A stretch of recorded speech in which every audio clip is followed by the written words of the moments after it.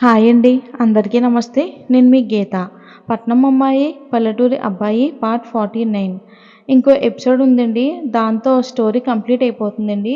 Story ఎక్కడ miss అవ్వద్దు. చంద్ర అమ్మమ్మ గారి దగ్గరికి వచ్చి, అమ్మమ్మ, కల్పన వాళ్ళ తాతయ్య గారు వస్తున్నారంట కదా, తన సంగతి తెలుసు కదా, తను అనుకున్నది సాధించడానికి ఎంతకైనా దిగజారుతాడని తెలిసి కూడా తనని ఇక్కడి దాకా రానివ్వటం అవసరమా అని అంటుంది చంద్ర. అమ్మా, చంద్ర చెప్పింది కూడా నిజమే కదా, ఆయన గురించి తెలుసు కూడా, మనం ఇంట్లోకి రానిస్తే మంచిది కాదేమో అని అంటాడు అది చంద్రశేఖర్. దానికి పరిష్కారం నేను చూస్తా కదా, నువ్వు వెళ్ళు అని తనని పంపించి ఆలోచనలో పడుతుంది అనసూయమ్మ. రూమ్కి వెళ్ళిన తర్వాత, ఇప్పుడు ఎలా ఉంది శశి అని అంటాడు సురేష్. ఎందుకు మీరు నా గురించి అంతలా ఆలోచిస్తున్నారు? నేనంటే మీకు ఇష్టం లేదు కదా, మరి నాకేమైనా జరిగితే మీరు ఎందుకు అంతలా వరి అవ్వాలి? ఇంకా మంచి జరిగిందని సంతోషించాలి కదా సురేష్ గారు అని అంటుంది శశి. శశి, అడిగిన దానికి మాత్రమే సమాధానం చెప్పు అని అంటాడు సురేష్. అదే అడుగుతున్నా, మీ కంట్లో నుంచి నీళ్ళు ఎందుకు వచ్చాయని, నా గురించి ఎందుకు అంతలా బాధపడుతున్నారు అని. మన మధ్య ఏమైనా సంబంధం ఉందా? శశి, అసలే నాకు కోపం ఎక్కువ, ఇంకా కోపం తెప్పించుకో, వెళ్ళి డ్రెస్ చేంజ్ చేసుకుని వచ్చి పడుకో అని అంటాడు సురేష్. నా పని నాకు తెలుసు, నేనేం చెయ్యాలో నాకు కూడా తెలుసు. మీరు వెళ్ళి ఆ కల్పన భజన చెయ్యండి. పాపం మీరు కోపంతో అరిచారని దిగులుపడి ఉంటుంది కదా, కాస్త ఓదార్పు కోరుకుంటుంది. ఏంటే ఊరుకుంటూ ఉంటే ఎక్కువ మాట్లాడుతూ ఉన్నావు? మరి కాకపోతే ఏంటి? నీకేం తెలుసు మాట్లాడుతున్నావు? నాకు అన్నీ తెలుసు. అదంటే మీకు ఇష్టమని కూడా తెలుసు. ఎక్కువ మాట్లాడకు శశి. మాట్లాడతాను, ఇంకా ఎక్కువ మాట్లాడతాను. నేనంటే ఇష్టం లేదు, అదంటేనే ఇష్టమని చెప్పు.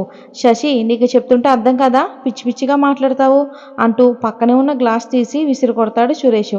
నా మీద కోపం ఆ గ్లాస్ మీద ఎందుకు చూపిస్తారు అని అక్కడి నుండి ముందుకు రాబోతుంది శశి. అక్కడే ఆగిపో, అక్కడ గాజు ముక్కలు ఉన్నాయి, గుచ్చుకుంటాయి. పర్వాలేదు, గుచ్చుకుంటే గుచ్చుకున్నాయి. పిచ్చి పిచ్చి వేషాలు వేయకు.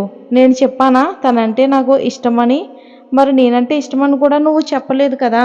కొన్ని చెప్పవలసిన అవసరం లేదు, చెప్తేనే తెలుస్తుంది కదా. ఇప్పుడు చెప్పు. ఒకప్పుడు అసహించుకునే దానివి, నన్ను చూస్తేనే తేళ్ళు జల్లు బొజ్జింకులు పాకినట్లు ఉండేది కదా నీకు. అలాంటిది నువ్వు నన్ను ప్రేమిస్తున్నావని నాకు తెలిసినప్పుడు నా మనసులో ఏముందో నీకు తెలియడం లేదా అని అంటాడు సురేష్. నాకు అలా ఎలా తెలుస్తుందంటుంది శశి.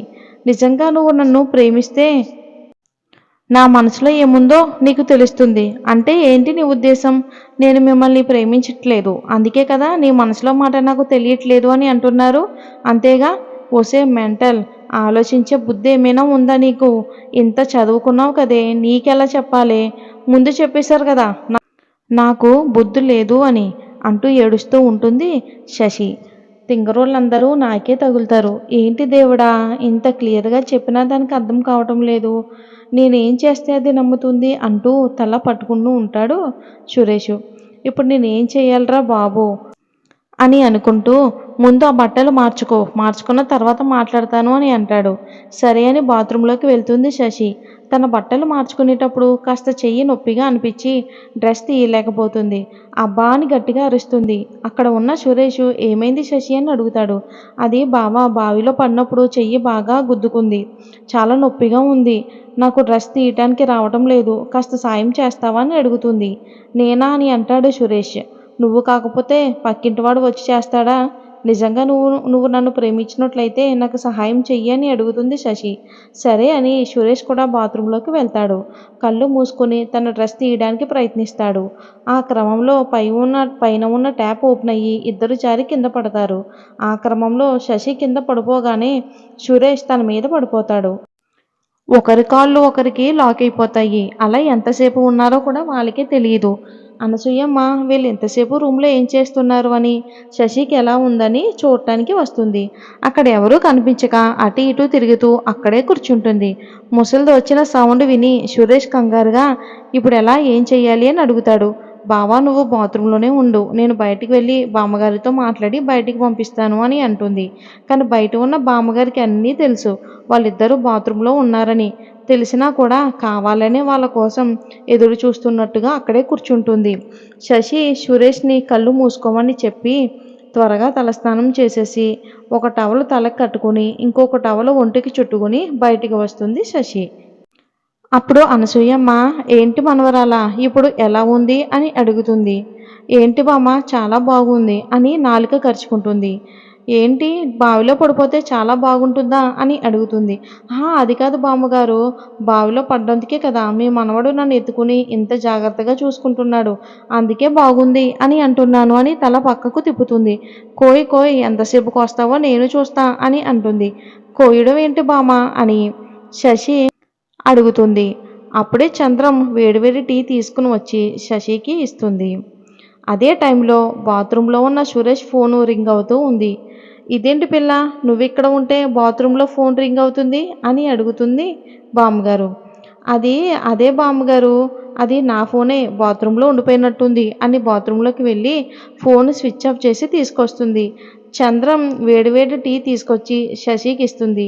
టీ తాగి కొంచెం రెస్ట్ తీసుకోమని చెప్పి అనసూయమ్మ గారిని తీసుకుని బయటికి వెళ్ళిపోతుంది. హమ్మయ్య అని శశి డ్రెస్ మార్చుకోగానే సురేష్ బయటకు వస్తాడు. బయటికి వెళ్ళిన అనసూయమ్మను చంద్రం అసలు ఆ రూమ్లో ఏం జరుగుతుంది అని అడుగుతుంది. ఏ రూమ్లో ఏం జరుగుతుందో నాకేం తెలిసే అని అంటుంది అనసూయమ్మ.